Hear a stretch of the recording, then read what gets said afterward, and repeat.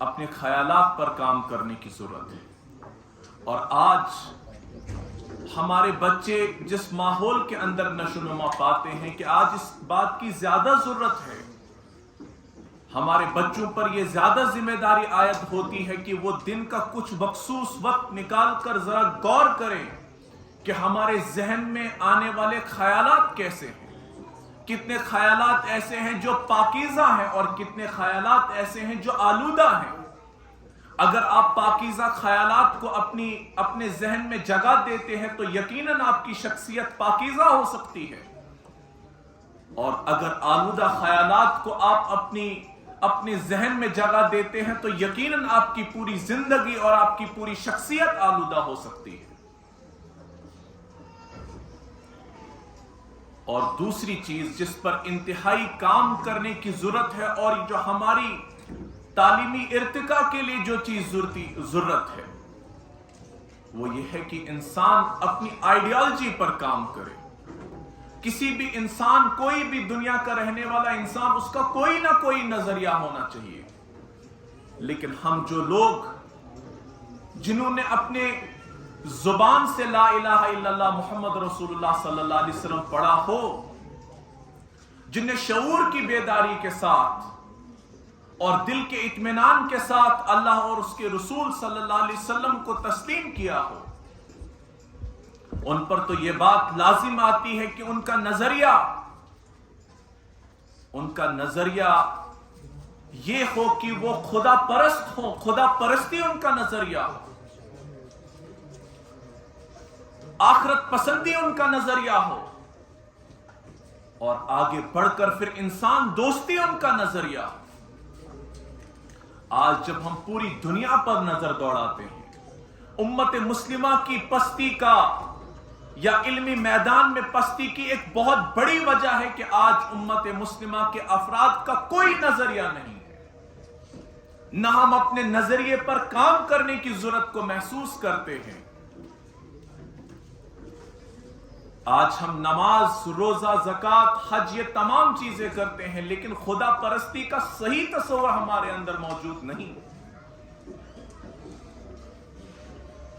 आखिरत पसंदी का वो तस्वर हमारे जहनों से अब महव हो चुका है। हमें लगता है कि शायद ये दुनिया की चकाचौंध जो है ये हमेशा हमेशा रहने वाली है,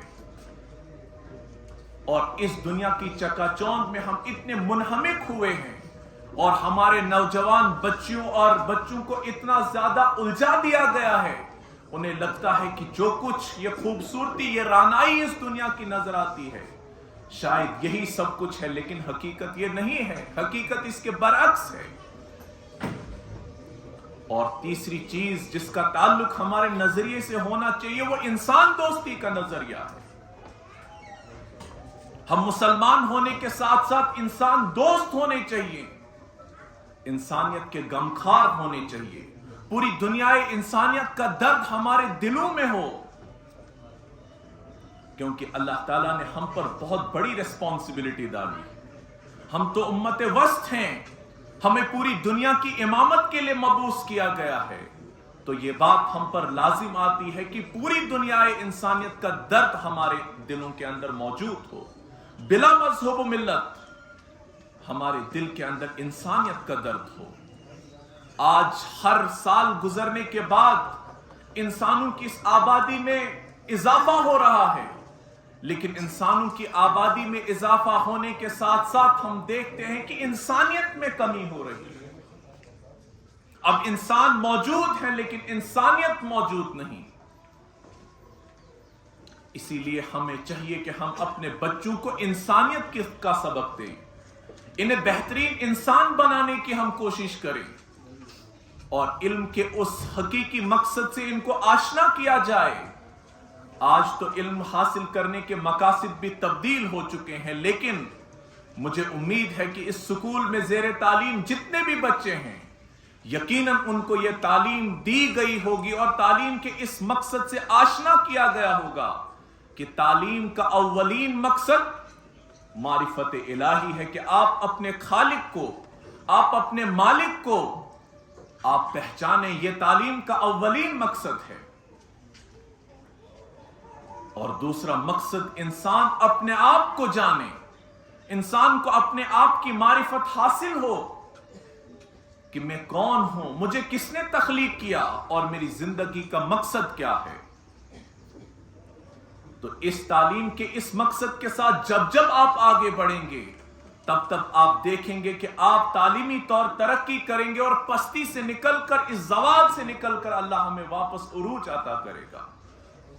لیکن یہ دونوں قسم کے مقاصد اس وقت ہمارے ذہنوں سے نکل چکے ہیں، تو آپ دیکھتے ہیں کہ آج نہ صرف مسلمانوں کا بلکہ پوری دنیا انسانیت کا کیا حال ہو چکا ہے۔